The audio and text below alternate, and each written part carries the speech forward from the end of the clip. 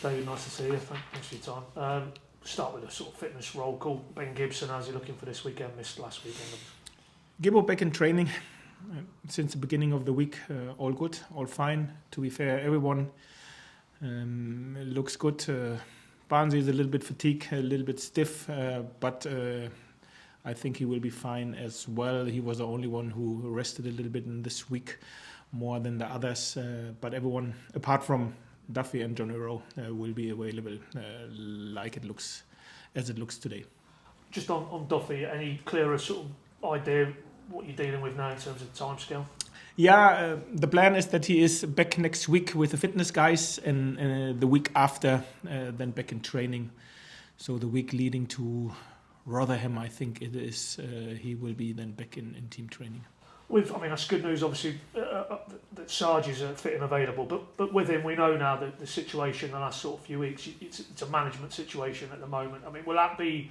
Do you feel probably where we are now between now and the end of the season? You, the player, the sports science guys, and just trying to get him week to week. Yeah, to be fair, this is exactly how we dealt, and obviously will deal with the situation now to take it week to week. This week was good because he felt good after the last game. Hopefully he will keep going, keep continuing, feeling proper, performing like he has done on Saturday as well.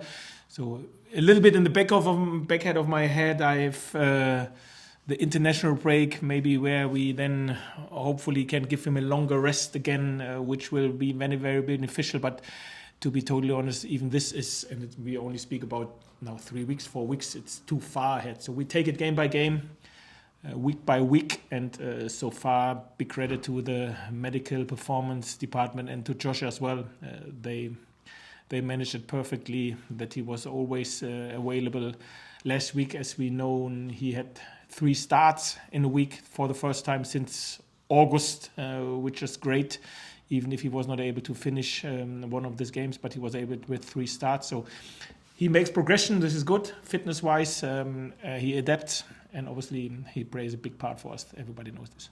I know it's basically over the horizon, but with him, and you mentioned internationals, I guess ideally you'd like a player like that to have a full summer to rest, but I think his country might be in the Copa America, and there's probably a good chance he's going to be called up, so he's probably not going to get that rest which he might need from a sort of club perspective.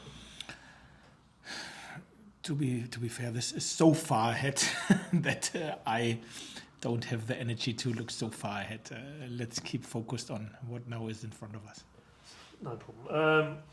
This week, no midweek game. So you gave the guys a couple of days off at the start of the week. I mean, has it allowed you to, because if it's relentless as it has been, games, training, recovery, I guess that's from a performance perspective probably needed as well. Just switch off for 2 days or so. Yeah, but to be fair, this is what we've done more or less always in the last more than a year. When we had a very busy or a week with a midweek game, and then we had a clean week, the guys got 2 days off, and then we had a 4 days late lead to the Blackburn game. This is something totally ordinary for the guys, starting with a double session on Tuesday. So all good. Everyone, as I said, luckily healthy. Hopefully tomorrow we have another good session, and then we go to Blackburn and go for it again. Obviously you didn't have a game midweek, but 1 or 2 of the teams in and around you, Hull, West Brom, were playing. I know you'll reiterate it's about tunnel vision, it's about what you're doing and you the players, but at this stage of the season, do you allow yourself to be drawn into it a little bit, what they're doing, the potential scenarios as those games are unfolding? No, the truth is, as long as we win, I don't care what they are doing. And this is what we have to be focused. We make sure that we be focused on the things we can affect. And this is only our games, our performance, our result. Keep our hunger high, keep our aggression high, keep our intensity high. This is exactly what we can affect, and this is what we all together are desperate to do it again on Saturday. You know clearly what it takes to get into this top 6 from this situation, and then to come through that playoff scenario. We had a chance to speak to Kenny McLean there a little bit earlier and asked him the same question. How big is momentum at this stage of the season, and do you feel as a group you've probably harnessed that now a little bit? Momentum is important, because of the confidence which you get out of it, and the belief and the trust and the togetherness and the tightness you can create in a group in this time. But momentum will not only happen or continue because it started at one point. You have to work tireless as a group, as an individual, as a manager and a backroom staff every single day to keep this going. And this is exactly what I meant. We have to make sure we control on the highest possible level what we can do. And this is our sharpness, our hunger, our desire to really continue to make step by step in the right direction. And this is what the players started, I don't know, a few months ago. And they've done steps, nothing done. We know this. But we are hungry. We are absolutely hungry, and Saturday is another opportunity to show this. Just if I can, because we spoke to Kane, just a footnote. I obviously asked him about the central defensive kind of switch, and he's gone in there and he looked like a natural, and he said, he's spoken to you obviously about that, and you maybe feel that longer term that could be where he ends up in terms of his position on the pitch. I mean, is that where you would see a player like that maybe as he moves through his career? First and foremost, I have to say that Kenny McLean is, for me, probably one of the best midfielders / defenders in the Championship. He has everything. The power, the awareness, left-footed, football intelligence. He has everything, to be fair. Gets much more controlled over his emotions as well. And is a proper leader in games and in a trainings week as well. So when you've spoken with him, maybe you know that it's much more quiet in terms of intensive runs and total distance when you play as a centre back. This is the feedback I got from him, and obviously I've seen the stats as well. So this obviously then means on this position where you don't have to run too much and not too intense compared to the midfield position, maybe with the football intelligence and the left foot he has, maybe he has another 1 or 2 years further in his legs on this position, but nobody knows how long he likes to play, so maybe he has something better to do. He has a young family, so a lot of work to do for him as well. So he can play wherever he get asked to on a very, very high level. And for us, he has done this top class in midfield and top class as a left centre half as well. I wanted to ask you about him. To be fair, it was you who put the stat out there after the game Saturday. I wasn't aware of it, that you've now scored one more than you scored in the entire last season. Was it 57 and 58? 13 games left. I mean, that tells you, as an attacking unit, how consistent you've been at that end of the pitch. Just was interested, when you went away in the summer and you came back pre-season, was that, looking at last season, something you wanted to improve on, just the overall goal output? No, to be honest, no. But I know that the one or other was quite nervous because we lost with Teemu Pukki, I think the leading goal scorer of the last 4 seasons. And I think there was one or other concerned, okay, how we should score goals, how many goals we can score without Teemu, and so testament to the players, to the squad, what they've done so far with the amount of goals which they scored from different positions, different kind of goals as well, and we keep and we try to keep pushing everyone to be a threat in front of goals, and so far they've done this brilliant, and we have some further games to go to score some further more goals as well. Yeah, and I was going to follow up, and you touched on it there, and you're right, maybe in that Pukki era there was a heavy reliance on one individual to score the goals, but I saw a stat earlier today, and 7 different players now in that squad have got 5 or more goals, so you've actually shared the burden around as well. Yeah, which I think is important, because if you are reliable only on one, then it causes you big problems, and that we still have a top goal scorer injured at the minute, and Josh now the second highest goal scorer, missed 4 months of this season as well. It only shows what the group has done so far offensively, and We improved massively, I think, in the last 3 months defensively as well in terms of goals conceding.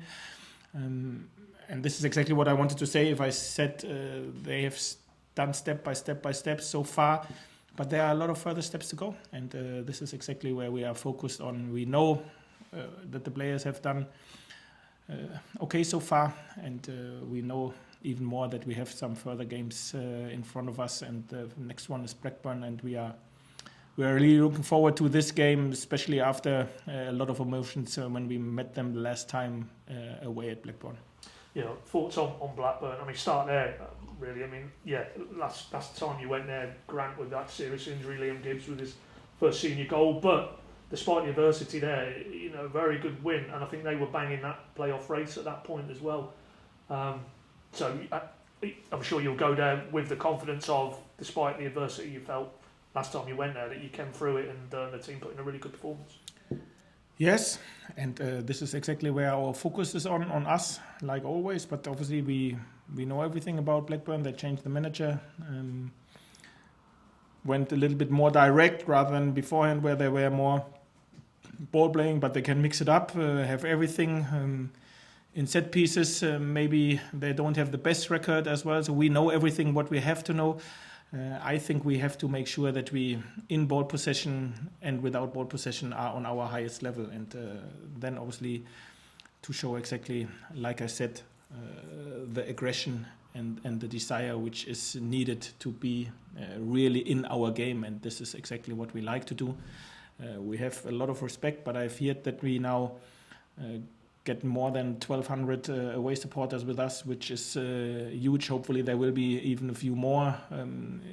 When you have them behind you, it makes it easier for you away or from at home. And this is exactly what our target is, to send them home happy. For this, we all together, they in the away end and us on the pitch, we have to be on our very best. I mean, you touched on it there, you know, Eustace coming in and Thomason moving on. I think he's only had 2 or 3 games. So, but you have detected a slight change. I'm just interested how challenging that is this stage of the season. You go in there as a new coach and you're asking players maybe to do something slightly different.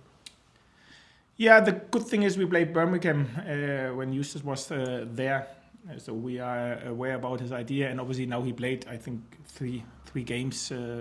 One he's seen from the stands, the 4th one, that we know a little bit what we have to expect. But even if we know it, I think the players have all the information which they need, like always.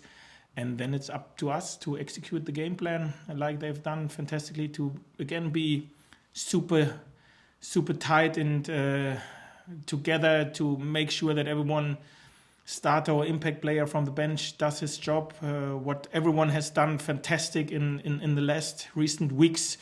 They started, next time another one started, they came from the bench, the other one came as an impact player. Everyone played a huge part, and this is, I think, one of the reasons why they are on such a positive run, and this is exactly the atmosphere and the feeling which we have to keep going.